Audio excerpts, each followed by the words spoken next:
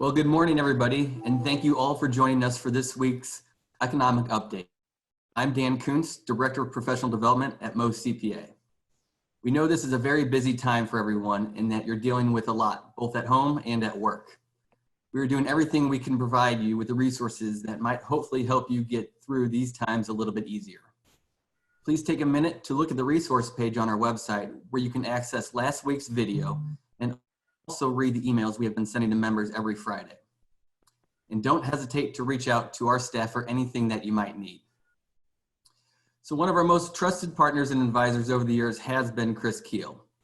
When the pandemic hit, we immediately reached out to each other to see how we could best inform our members. From that, the series was developed. I encourage all of you to continue to read the daily business intelligence brief, and Chris is also writing an article in our May Asset magazine. We truly appreciate his partnership, and I know what we learn from him over these next few days will help in guiding our businesses. So with that, I'm pleased to turn it over to Chris Kuehl. Thanks again.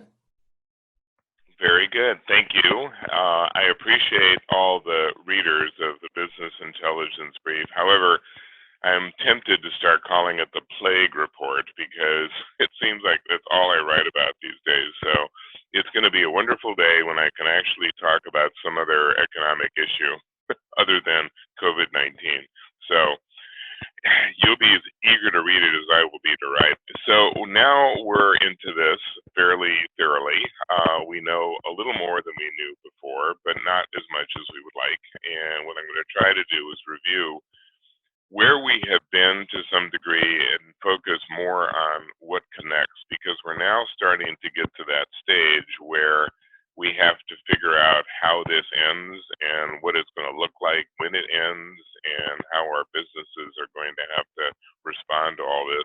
Particularly important for people in the accounting profession. I've been doing an awful lot of webinars for state accounting associations in the last couple of weeks because accountants are once again learning that their clients have no place to turn when things go wrong. They don't know.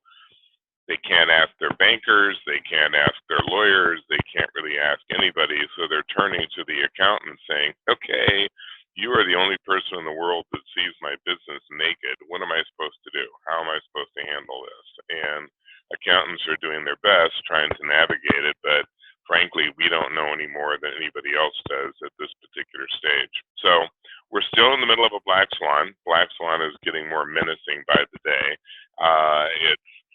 As I mentioned last time, it's just a reference to something that was predictable, but not in specifics. We knew we were going to get hit with a viral attack because we've been hit almost every year for the last 10 years or longer, but we did not know the specifics. We didn't know how it was going to manifest, and we're still learning on almost a daily basis what we're dealing with as far as COVID-19. Some of the information we've gotten has been positive. Some of it has been relatively negative.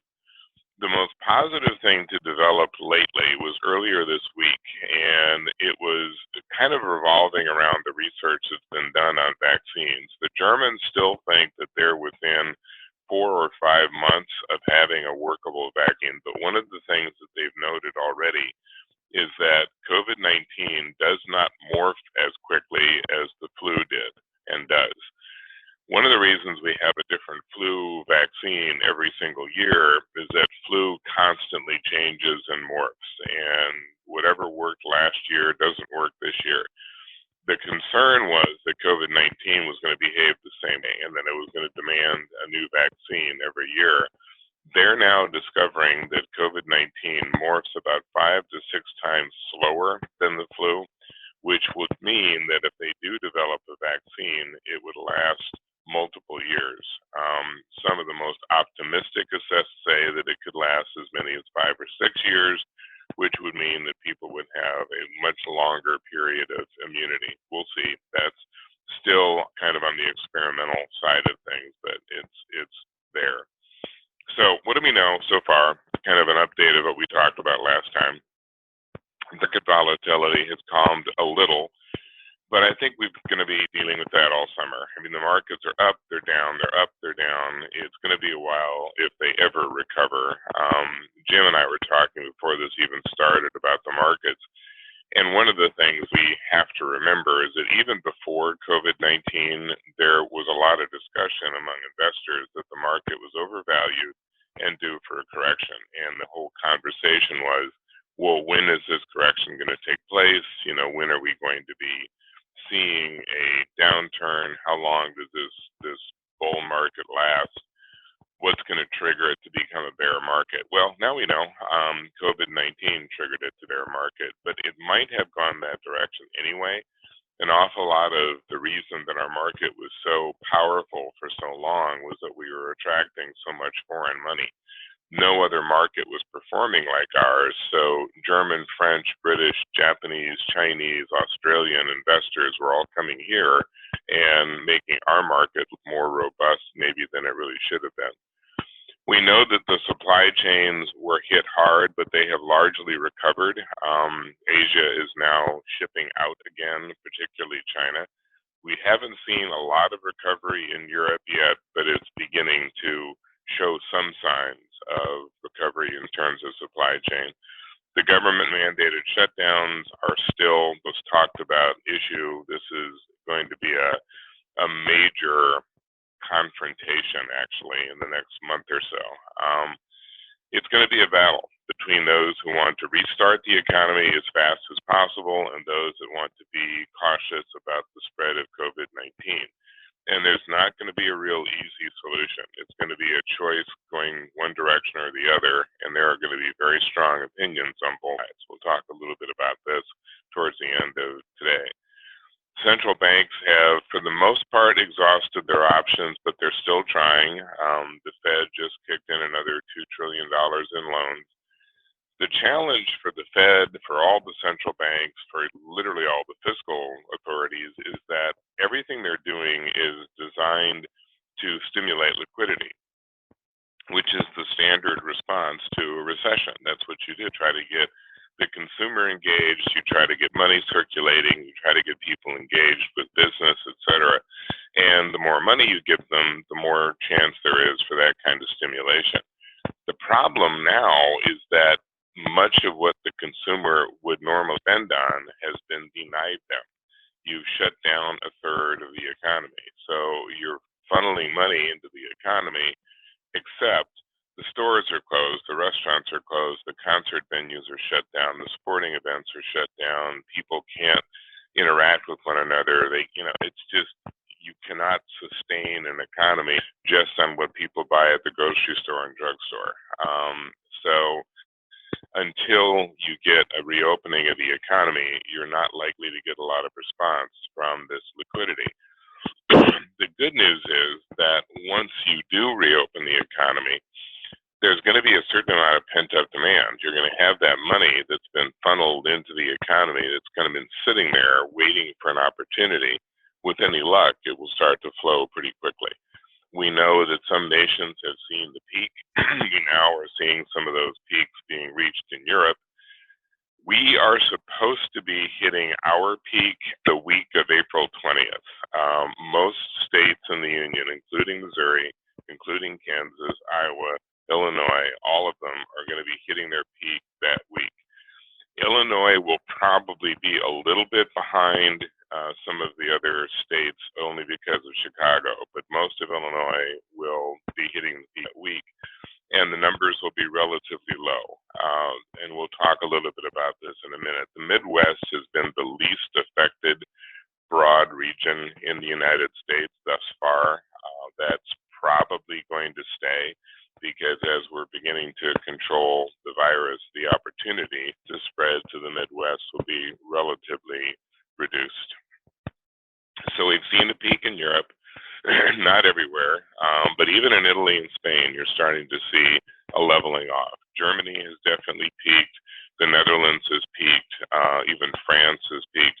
The conversation in Europe has now shifted entirely towards how do we reopen? And that's going to be the conversation here sooner than later. There have been two broad schools of thought as to how we reopen. and this is based predominantly on what's happening in Europe right now. Option number one is that you open certain parts of the area first. So areas that have not been affected as much would be opened up, and areas that were affected would continue to be locked down. The challenge with that strategy is that as soon as you make that distinction, people begin to migrate from the areas that have been continued to be locked down to the areas that have been opened up. And you kind of defeat the purpose because they're now bringing, theoretically, the virus with them. The other alternative, which is being explored more aggressively, say in Germany or Sweden or Finland, has been to open in phases. Phase one would be sort of office work, the idea being that people would be able to maintain a fairly strict hygienic policy in an office. I mean, you work in a cube, you work in an office, you don't necessarily have to interact with everybody around you constantly. You know, meetings would probably be kept to a minimum, but the responsibility would be keep your desk clean, wash your hands, you know, don't get in around people as much as you possibly can. Phase two would be opening the other stores. I mean, right now, we have a lot of stores that are open. The grocery stores are open. The hardware stores are open. The drug stores are open. I mean, you can buy a gun.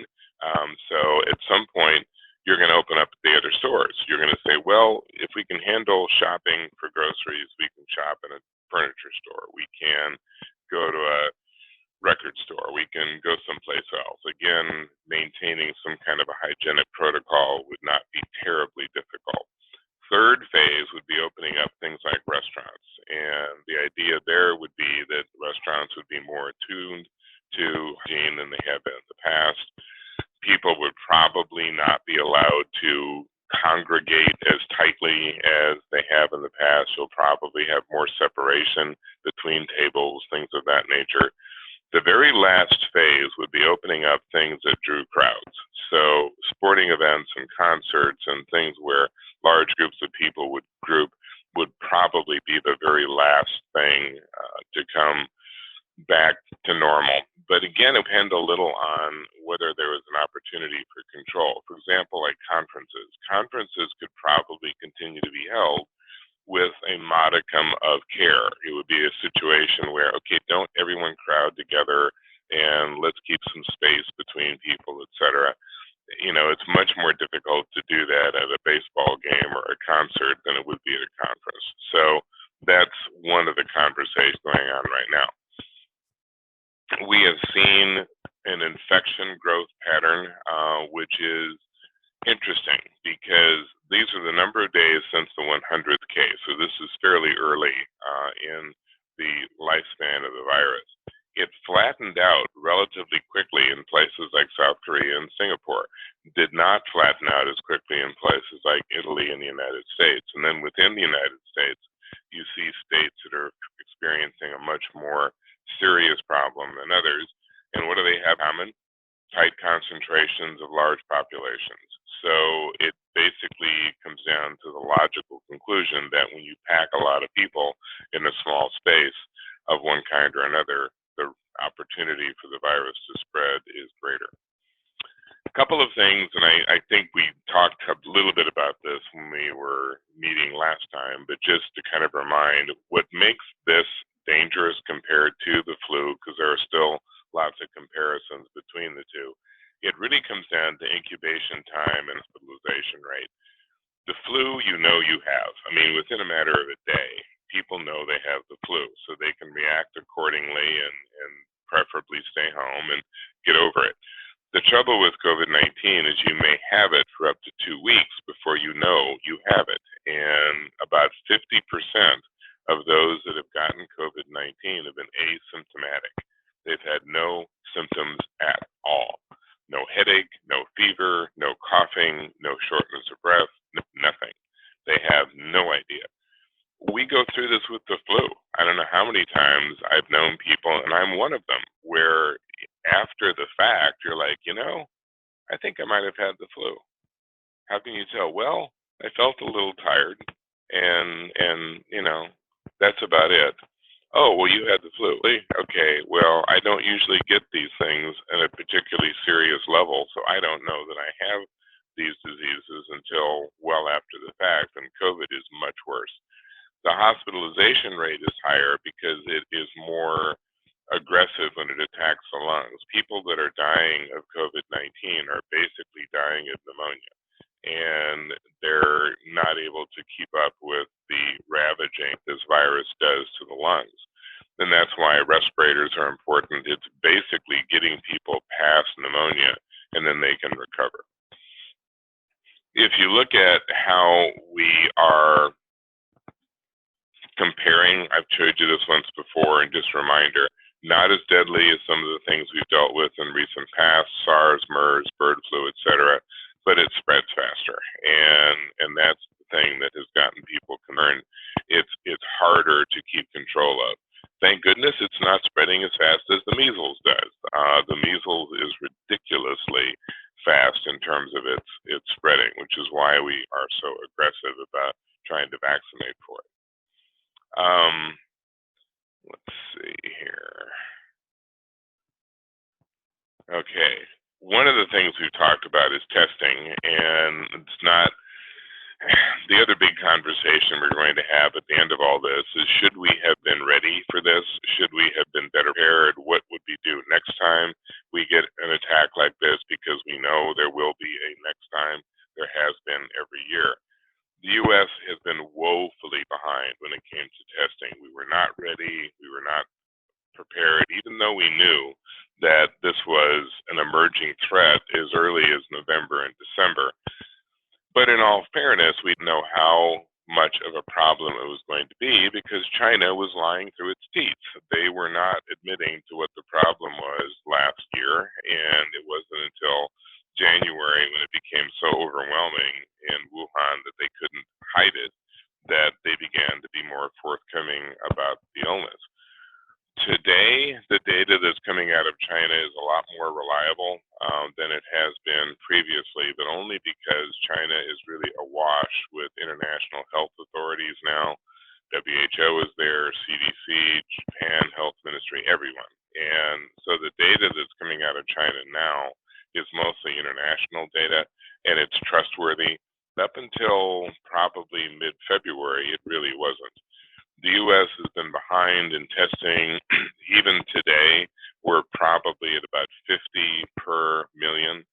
South Korea is now up around 5,000 per million. So countries that tested aggressively and early have been in much better shape. And go forward, that's going to be the secret to controlling this in the future, is finding out who has it very early and controlling when it is still relatively rare in the population. An interesting observation, democracies have suffered less from these kinds of outbreaks than non-democracies. And it's not people in democracies are healthier, it's just simply that information plays a bigger role. The more people know, and the more accurate the information, the more that they can react accordingly. And democracies, generally speaking, have a lot of information. That can be a little bit of a burden at times because there is so much of it, we don't quite know what to believe from one minute to the next because there's lots of different opinions. Going forward, the big conversation is going to be, what do we do about it now? Which of the two threats that we're dealing with right now are priority? Is it the economy that's the biggest threat, or is it COVID-19? And that we'll talk about in a moment. Most countries have done pretty much the same thing in terms of reaction. Almost all of them have done spending increases. There have been a smattering of other techniques, tax cuts, market support. The central banks have cut rates, but almost everybody has gone after the liquidity approach. Where do we expect the impact to be felt the most? Again, it's not too much of a surprise. You've seen declining consumption. How could you not when there's so much closed? But just even the fact people are nervous and are trying to kind of protect themselves against the unforeseen. Investment is down, obviously. The markets have been in collapse mode for, at least a month and a half now. There's going to be a lot more government expenditure, which is kind of good and bad news. It's nice that the government is trying to do what it can to ameliorate the damage. But we had a pretty serious debt problem before. It is now going to be even worse. And at some point, we really do need to deal with this. All the economists right now are saying, you know how we've been warning you about the debt for the last 20 years? This is why. You don't have the resources to react when you have an emergency. You have to go into even further debt.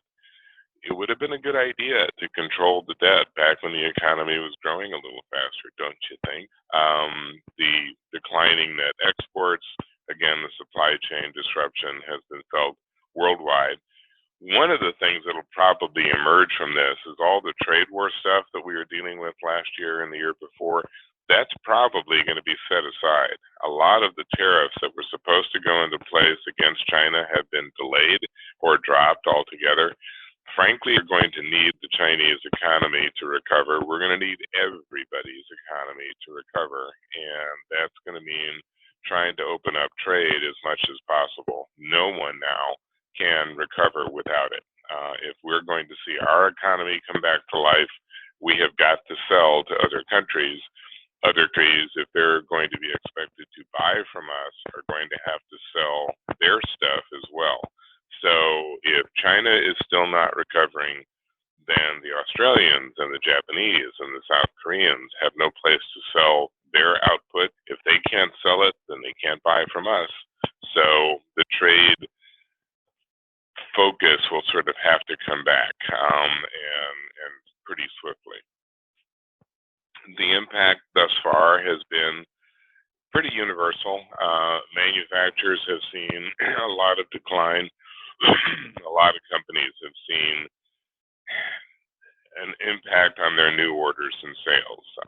As we'll get to in a minute, the Credit Managers Index showed a very dramatic decline in sales activity, and that's universal.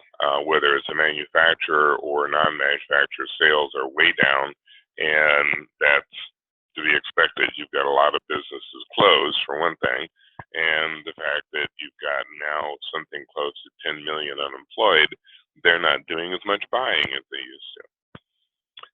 Stock markets have been down, they've been back up a little bit, then they go down a bit, then they go back up.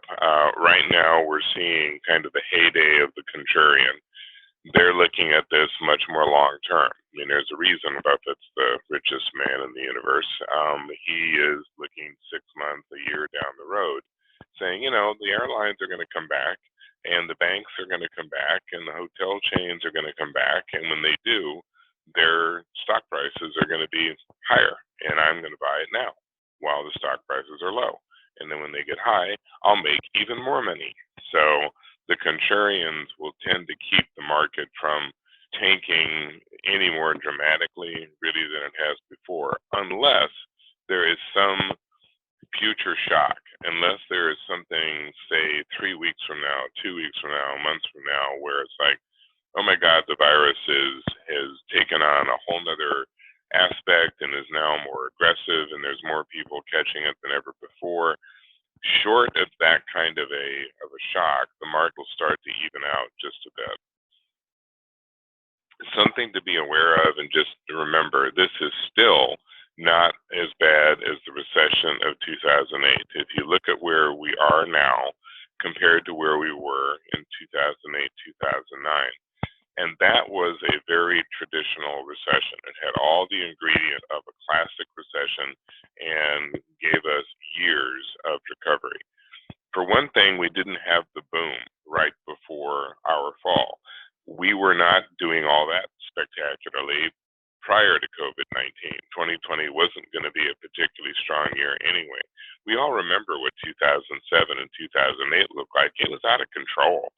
Housing market was nuts. I mean, everything was nuts, and the economy was so superheated that when it chopped and you had the crisis in the financial sector, the fall was catastrophic. I mean, we're looking at the 10 million unemployed now, and we're like, oh, this is a record. We've never seen this before. And my God, it's like, what the heck did you expect? You closed a third of the economy. What did you think these companies would do? Well, of course they're going to fire people, but not necessarily for the same reasons that they were fired in 2008. In 2008, we're not going to bring you back if ever. We'll maybe in a couple years, maybe 3 years, we'll start hiring again, but we're getting set for the long term. This is a weird recession. This is one where the business community could come back in a day. If the decision was made, okay, we're done, we're going to open things up, everybody start up again, open the stores, open the restaurants, hotels going, let's go, time to go. These are all labor-intensive businesses. That's why there has been such a strong impact in terms of job losses.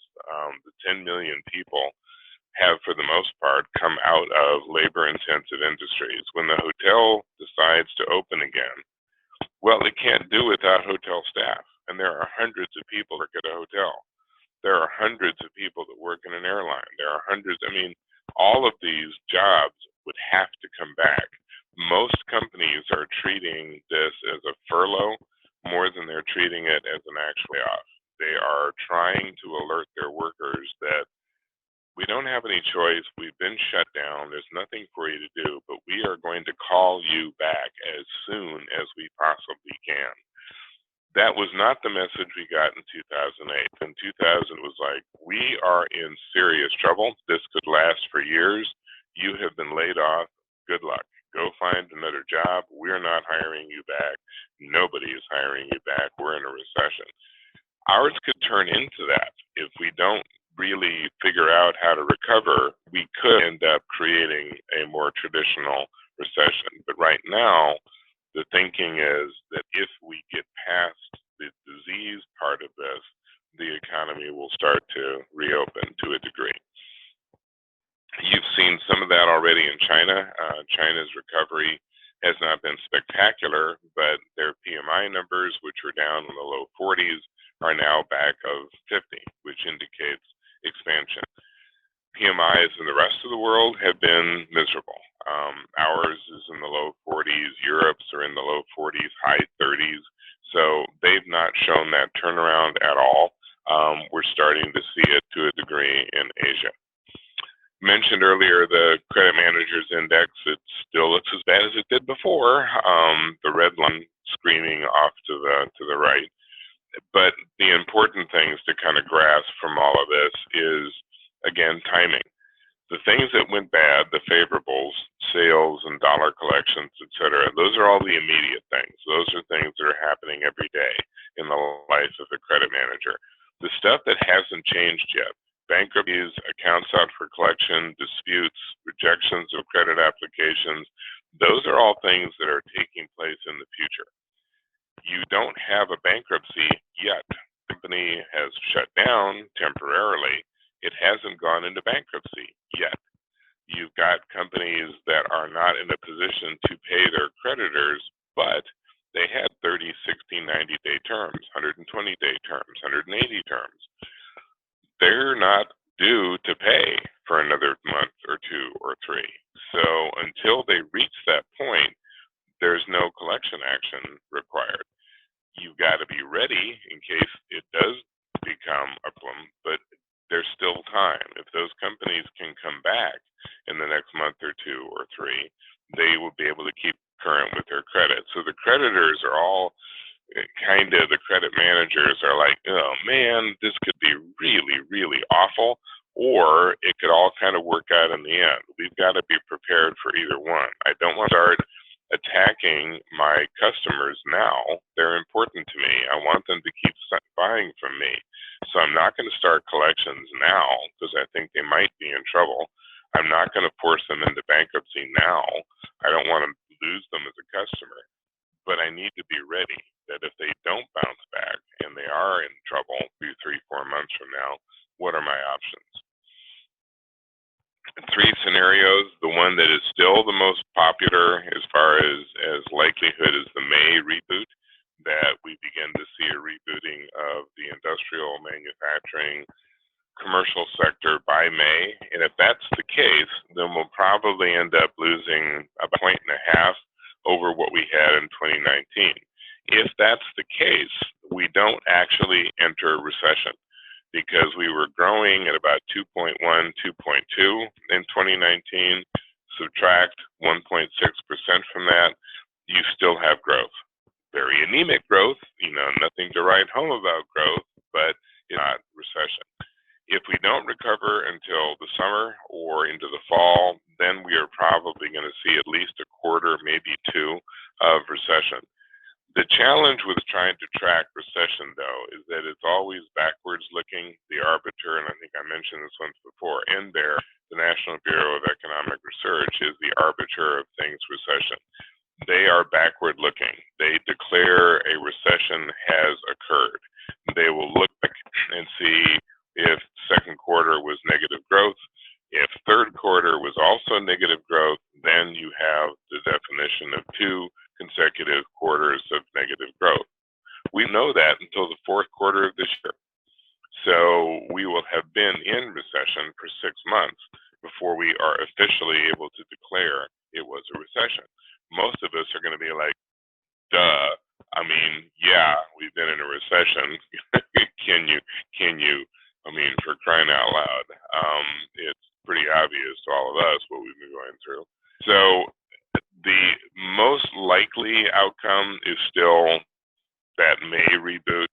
These are some of the more pessimistic outlooks for 20 and 21. The world economy getting back to around 3%, but the U.S. barely getting up to 1%. But what's interesting is that even if you take a fairly pessimistic outlook, you don't have many countries going into actual recession. Most of them are going to be hugging that recessionary period. It's certainly going to feel like recession. But there's also those who have a more optimistic approach, and they're assessing what's going on and saying, well, this feels like a classic V. This is going to be a short, sharp, intense recession, particularly since essentially recession by edict. It wasn't that the economy was in trouble. Going into the COVID-19 crisis, we were growing at over 2%. We had the lowest unemployment rate we'd had in 50 years. Business was, for the most part, successful. The financial system was fine. Everything was doing relative well. And then we were thrown into a recession by a decision as far as dealing with COVID-19. That's a setup for a fairly pronounced V-shaped recession. The sectors that are highest risk, travel, obviously, anything having to do with leisure. We've been through this now for 2 or 3 weeks. We know who's been hit, but it's also all the industries that feed into those sectors. So travel has been affected because the airlines have been affected. Well, so are the airline manufacturers. Boeing has been affected. Anybody that sells into Boeing has been affected. So the cascade effect is pretty obvious. Hardest hit job markets, again, no big surprise, showed this time too. Vegas has been hit hard. Florida has been hit hard. What's been sort of intriguing is if you break it down according to county, the counties that have been hit the hardest have been those with the larger population. The Midwest has an awful lot of relatively unscathed counties. Almost everything in the middle of the country is considered low risk or almost no risk. So if there is a decision to bring things back by region, it is likely that the middle of the country would be one of the first to be allowed to return to normal, and then the rest of the country would follow from there, with those areas that are kind of more intensely red being the last to be allowed to go back to normal. Again, those are the high population cities for the most part. Bailout of the century, couldn't resist the work from home persistence here. We talked about this last time, and it has been fairly predictable. The challenge is that you have this revision in place, but everyone is hitting it exactly at the same time. The bureaucracy has been overwhelmed. They are doing their best to kind of keep up with this. They've tried to make the responsibility for example, the loans, an individual bank responsibility so you can get the money moving faster. But frankly, the system is overwhelmed. We weren't ready for this. We weren't prepared for this. This is a brand new program. and it's just going to be delayed. The unemployment expansion is going to be significant, but it's already 2 to 3 weeks behind. And a lot of the people who are affected by job losses don't have much of a pad. We're dealing with a large population that don't make a lot of money. If you are a minimum wage worker, $15 an hour, and even if you manage to work 40 hours a week, all 52 weeks out of the year, you're making around 30 grand a year. That's not much money, and any interruption in your wages will put you in crisis right away. And we're just not really set up to meet these crisis demands this quickly. Companies are mixed in terms of how they feel this is affecting them. About half of them think they're going to be hit significantly. The other half are either not expecting much of an impact or they think it's going to be fairly regional. And this breakdown hasn't changed much. It's been this way really now for about a month. We talked about the 3 scenarios last time, V, U, and L, sort of updating those. Viral threat is fading. It's been noted to be fading in Asia and Europe, probably at about the predicted clip. The challenge for these countries is reinfection for people who are coming back into these countries from elsewhere. And it's been very difficult to control migration because they're not foreigners. These are people coming home. And you can't really deny your own residents the ability to come back home. Consumers reacting strongly to the all clear, we don't know yet. Confidence levels are falling, but we haven't gotten an all clear, so we don't know if the consumers are going to react to that or not. The government has not shown any signs of pulling any of its liquidity measures yet. That is still on the minds of some. We don't want the deficit any bigger than it is, but so far nobody's talking about withdrawing anything. The virus has continued to decline in some key markets, which is good news. And so far, the infrastructure in the U.S. has kept pace, with the possible exception of the medical infrastructure in the hardest cases. I mean, the crisis that's affected New York has not affected most of the cities in the Midwest. The hospitals here have not been overwhelmed, but those in high hotspot areas have been. The bad outcome, we're not seeing a lot of it so far. The virus is responding about like we thought it would.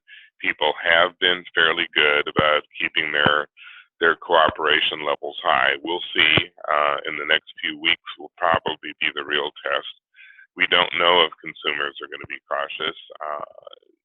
Past experience shows that we're not generally, but we'll see. The government measures, as I said, are still in place. The virus has not spread in other areas as rapidly as we were afraid it might.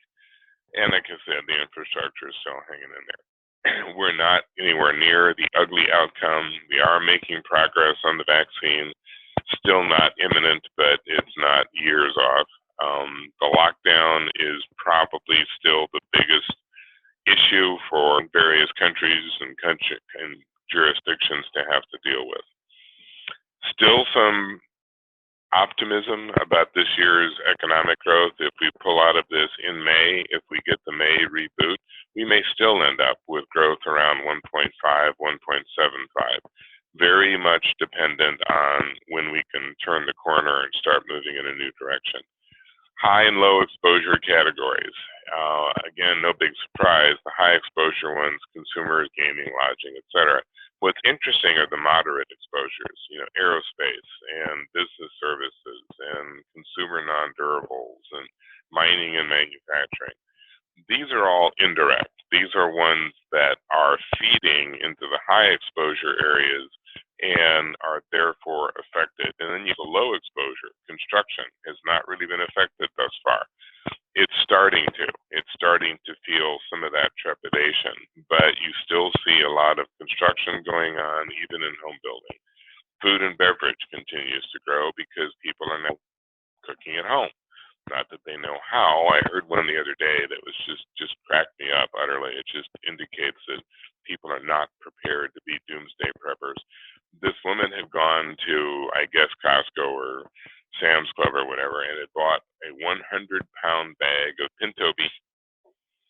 she wanted to be ready. And she was talking on the radio going, what the heck does one do with pinto beans? So she is going to have a lot of them to experiment with.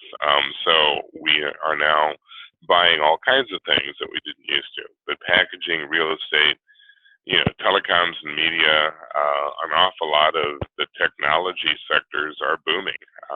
Zoom has never seen more business than it has seen in the last 2 or 3 months. I think people are now Zooming to each other across their own home.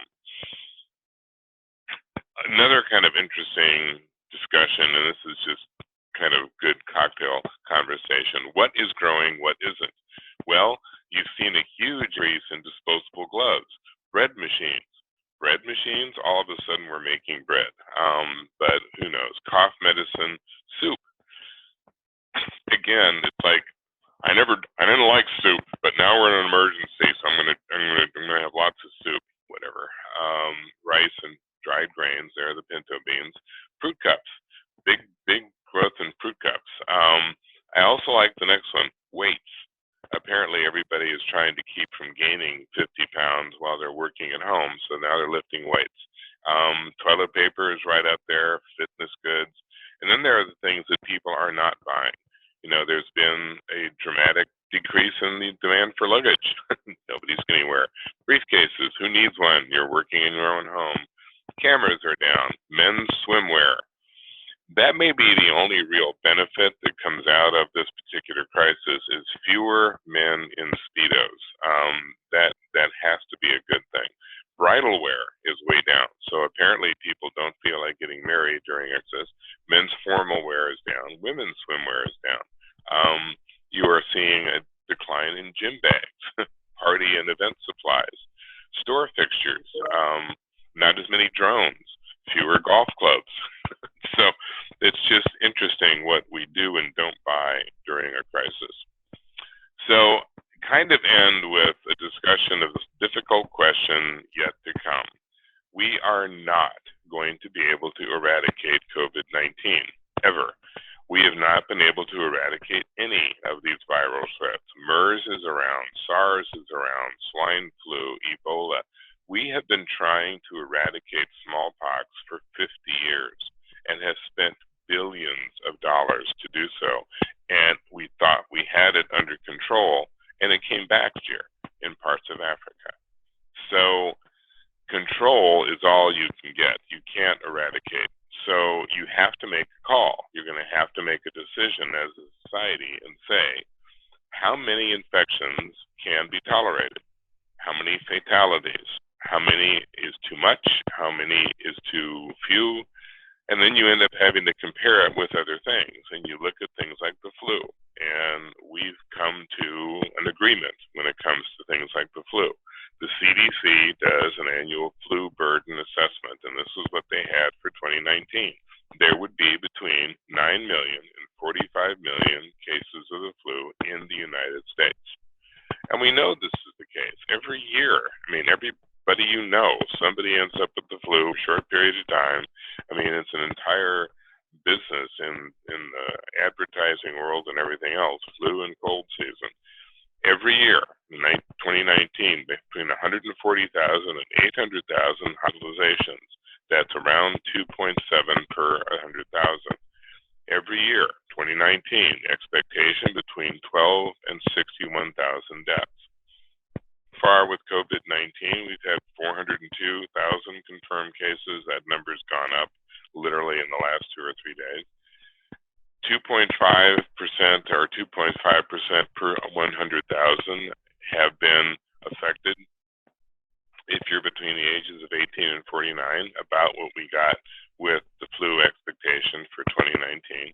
Much higher for people who are over the age of 65, 13.5%. So far, 13,000 deaths. When will we decide that our relationship with COVID-19 is similar to our relationship with the flu? And how will that play out? You're going to have very, very different opinions. People who are in the high risk group are going to be, don't start the economy if that's going to make this worse. Women are much more concerned about COVID-19 generally than men. men are of the opinion that we need to have a trade-off. We need to get the economy started, and it's worth a certain amount of risk. That's going to be the debate. You're going to have some people saying we cannot back off of this lockdown while COVID-19 is still a threat. And then other people are going to come back and say, seriously, do you want it to be 20 million unemployed, 30 million employed, 50 million unemployed? Shall we all be unemployed? You know, how healthy are we going to be if we're all living in a dumpster? That's how intense this argument is going to get, and it's going to get that intense sooner than later. So if you look ahead a little, that's going to be the great debate. Life has altered. Couldn't resist this. This is Sue. Sue is 31 years old. She's been homeschooling her kids for the last week. So life has changed. And I really like this one. All of a sudden, Gollum, my precious, it's no longer the rings, it's toilet paper. So we'll take questions at this stage, and also bear in mind that you all know how to reach me. I've been bothering you to death with the business intelligence brief for years, so just send me an email. I am just as long-winded in print as I am in public. Call me, whatever. Like I said, the bib is turned into the plague report, so there'll be plenty of information there as well.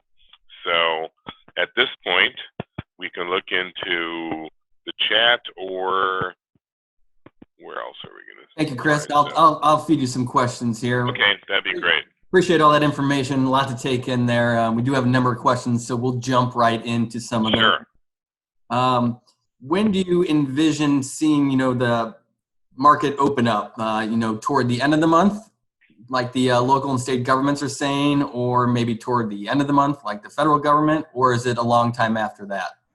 Yeah, I have a suspicion that as soon as we hit a peak of some kind, if we actually hit this peak around May 20th to 24th, that's going to be the trigger for a lot of governments to reopen. They're going to know that there will still be an issue, but they'll be able to claim to a certain degree victory and say, look, it's now on the downside. We have control over this. It's not as bad as it's been. We've got to reopen the economy. So I'm expecting the end of this month, early May, and by mid-May we'll know whether that was a good decision or not. If the COVID-19 infections continue to decline, I think we'll accelerate the reopening. If you suddenly get a secondary, tertiary infection rate that jumps the numbers back up, then there might even be a discussion about reimposing the lockdown.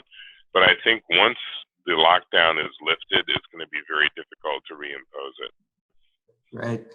Now, when the economy gets back to normal, do you envision consumers opening up their wallets, or how long will that take? It kind of depends on our attitude. I have immense confidence in the ability of the American consumer to spend money. That is the one thing we have done exceptionally well throughout our history. We are, after all, the people who made the guy that invented the pet rock a multimillionaire. We like to spend. That is our hobby, and I don't think it's going to take long before people come back to life. The example that I often point to is 9/11, because 9/11 was a similar kind of black swan event. We weren't expecting it. It shocked us. For several weeks, the whole country was shut down out of fear. We didn't know what was coming next. And when we did decide that it was safe, we hit the stores with a vengeance. That was one of our better Christmases. It's simply because we had pivoted and we'd been afraid and we were breaking loose. I think it's also going to help that the recovery is taking place in the summer. This is travel time. This is vacation time. This is the opportunity that people look for all year. And they're going to try to burst out and do things. I think we'll recover pretty quickly. There will be sectors that don't.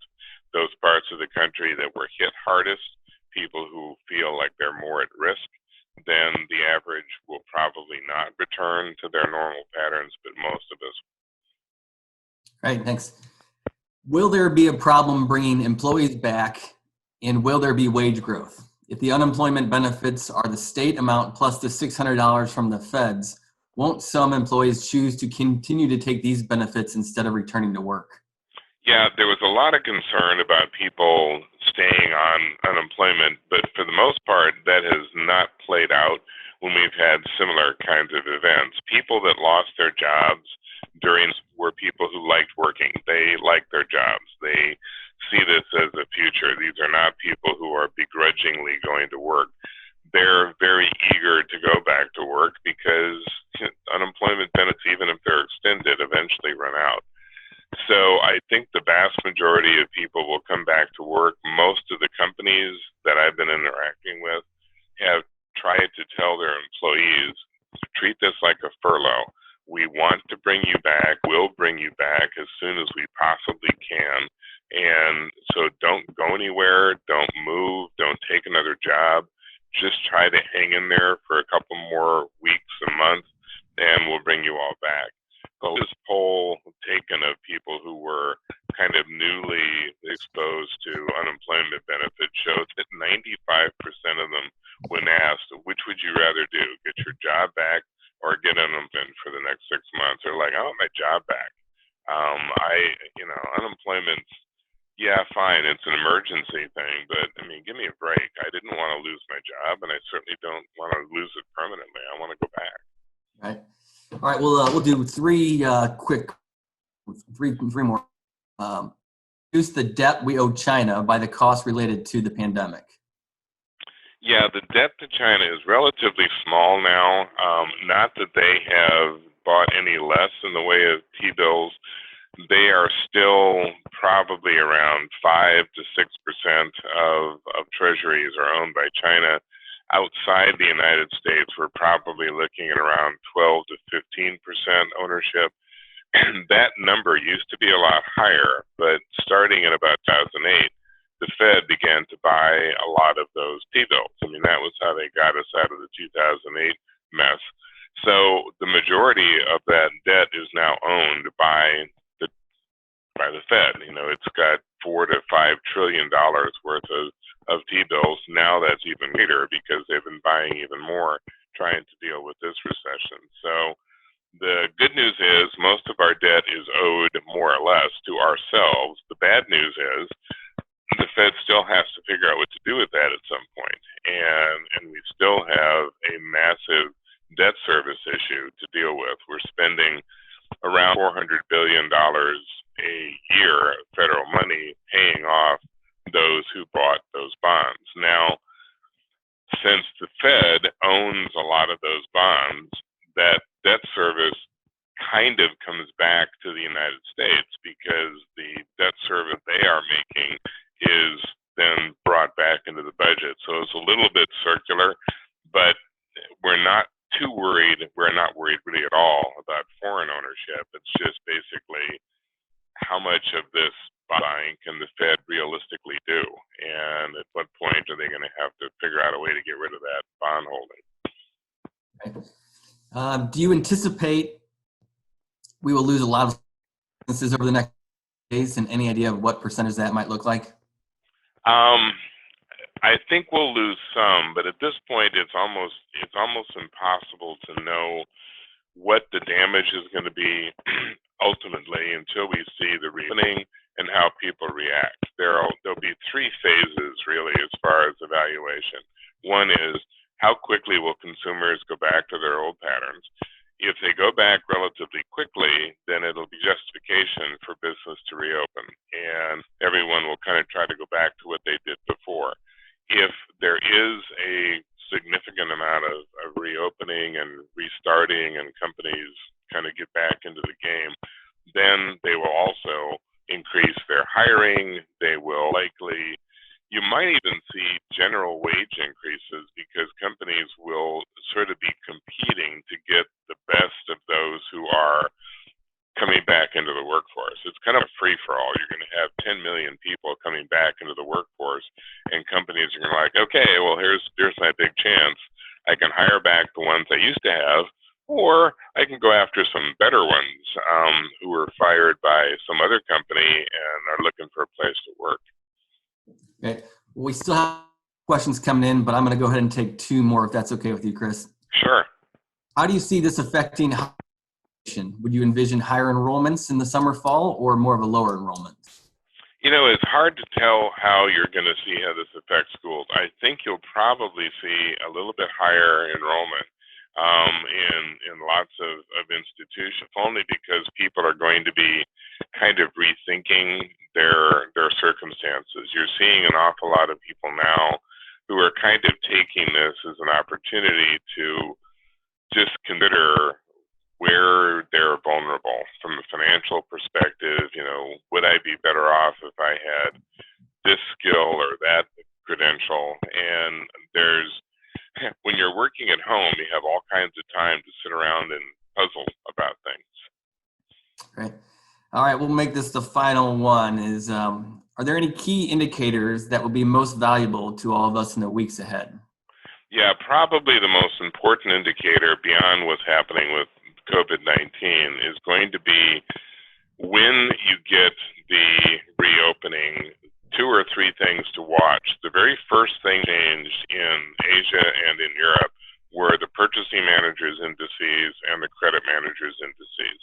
Those are real early warning type of indicators, because once you see production come back, then you will see purchasing activity come back even before that manifests. The other area to watch closely will be transportation, freight indices. As soon as you start to see freight moving a lot more aggressively, then it's an indication that companies are firing up. So pay attention to the freight indices, particularly for trucking and rail. A little bit later down the road, looking at ocean cargo, the Baltic High Index, just to see if there's more export-import activity taking place. And then finally, of course, employment. If the employment numbers begin to fall again, even if it's just a sort of a minor fall, indication that it's reversing and people are getting hired back. And then it's a matter of pace. You know, how fast will those workers come back? Given that this is a summer recovery, as we get one in the summer, you should see a pretty rapid recovery as far as jobs, because the sectors that were hit the hardest are the ones that generally do the best in the summer months. Perfect. Well, thank you again, Chris, for all of your time, and thank you everybody for joining us for today's program. We hope that you're either already registered for next week's session, or if not, please go ahead and get registered for that. We will be working on certificates of completion for this course, and we'll get those to you the first part of next week. Again, please check our website for any updates and resources regarding this and additional learning opportunities. Again, appreciate everybody being here. Have a great weekend, and we hope to see you again next week.